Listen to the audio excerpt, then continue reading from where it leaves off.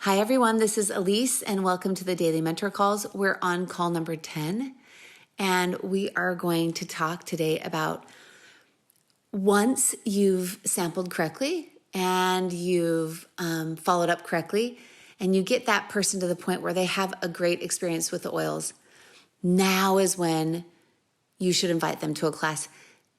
Then and only then should you invite them to a class. In fact, you should never have people coming to a class that don't yet first, is that correct? That don't first yet have an oil experience. And I want to talk about why. This is so key to why we do this, that if you don't understand the why behind this, then I don't think it will sink into the point where you'll actually follow it and you'll actually train it to your people and hold them accountable to this, like make sure they do this. Now, usually when we have someone that wants to share or host a class or even build and they want to have a class, they usually try and do it fast. Fast is effective, right? Fast, you don't spend as much time and they don't put a lot of prep time in. So usually it's Monday or Tuesday and they call their, warm market to their friends and have their friends come on a Thursday. And unfortunately, usually the averages with that are out of the 10 people that say they're going to come to a class, only 3 people show up. So first, if you're having a hard time getting people to show up to a class, it's probably because of the way that you're sampling and following up and prepping for a class. And secondly, let me tell you all the problems that happen at a class if you rush the sampling and following up process. Number one, most of the people that hold classes, and a vast majority, I should say, of people that hold classes and teach classes, these are not professional closers. These are not professional salespeople, right? Most of them are moms that love the oils. And so they just know how to talk about oils and know how to simply help people get a kit when they're excited about it. But what usually happens is if we bring all these unqualified people, and I'm saying unqualified meaning they haven't yet had an oil experience. That's what qualifies them to go to a class. If we bring all these unqualified people to a class, we put a new person who is not usually super effective with closing or really great at sales into this environment, and we have no idea what's going to happen at a class. So you bring several people together, maybe 4 or 5 or 6 people together, and if they don't already know that the oils work, they have all sorts of issues. One of their issues is they have a really hard time understanding if essential oils really are powerful or if they work. So a lot of times they'll ask, well, do you have any backing with that? Or do you have any scientific evidence? Or how do you know that they work better than this company or that company? Or how can you prove that your oil is better? Well, when I hear that at a class, if I ever hear people doing that at a class, I immediately know that they have not been sampled properly. They have not been prepped properly. Because if they had an ailment and they were given an oil and that ailment actually worked for that person or somebody in their family to the point where they had an awesome experience, they wouldn't care. They wouldn't care what kind of backing we had.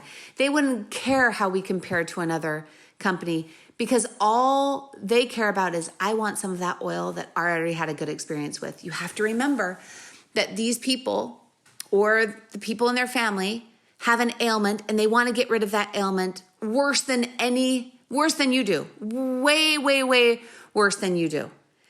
And if they have an experience where that ailment is relieved, the first thing that they will want to do is buy some of that product, no matter what, no questions asked. So they should already be coming to the class already ready to purchase. Your goal in the class is just to help them to understand what to purchase, what kit to purchase, not if they're going to purchase or not. Second thing, when this happens, I immediately know they haven't been prepped properly.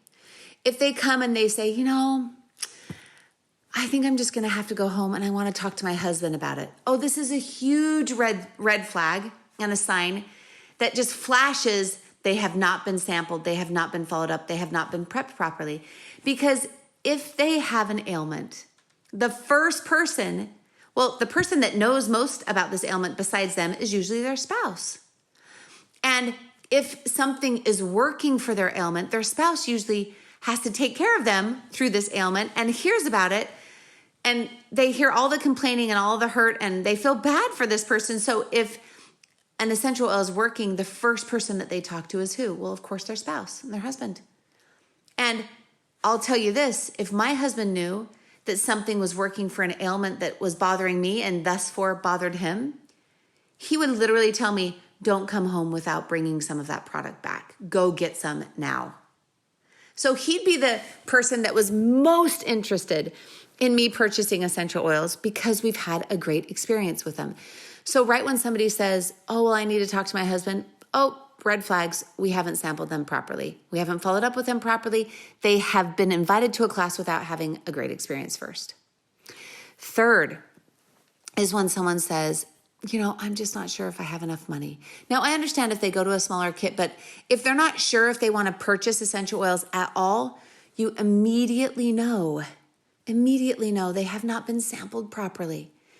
Because if they have an ailment, chances are they've already spent a lot of time and energy and money trying to get rid of this ailment, and it's a big issue for them when they know that something works and they've already had a great experience with essential oils. Money no longer becomes a factor. They figure out how to get that product because they already have come to the class knowing they're going to purchase them. So, and there's a lot of other things. There's a lot of other things that come up at a class that you actually never even have these problems. It never comes up if you've sampled to the fact or sampled enough and followed up correctly so that they have a great experience. I sometimes have people that will say to me, Allyse, how do you get so many people? How do you close so many people to a class? Like this has happened many times. I'm not going to say common, but I'm going to say it's not uncommon that as I'm prepping somebody to have a class and as we're sampling and as we're following up and as we're inviting correctly, because when you invite correctly, a lot of people come to your class and they're all qualified, meaning they've had an awesome experience, that we can sell 2,000, 2,500 or 3,000 points in one class. Like somebody can go elite in one class. And they say, how in the world are you doing this? And I say, well, I don't let people come to a class, or I don't invite people to come to a class until they've had a good experience. It's not the fact that I'm an incredible closer or I'm incredible at sales. It's the fact that they already came and they were already coming knowing that they were going to purchase. I just have to help them decide what. So it is imperative that you sample correctly, that you follow up correctly, that you get these people to the point where they're having great experiences before they're ever put in a buying position, whether it's a one-on-one or whether it's a class, whether it's an online class, especially if it's an online class. If you're having online classes, it's even harder to close people. Your close ratios will go down. So they need to have a great experience before you just immediately say, okay, purchase. Please look at this system when it comes to sampling, following up, and making sure that somebody has a good experience. Whether you're sampling and mailing product to people, you can still get on the phone and you can still talk to them and you can still make sure they have a good experience before they're put into a position where they buy. If you're doing it online, you can still have follow-up conversations with them. You can reach out. You can send new oils. You can have them experience the power of essential oils before they're put in a buying situation.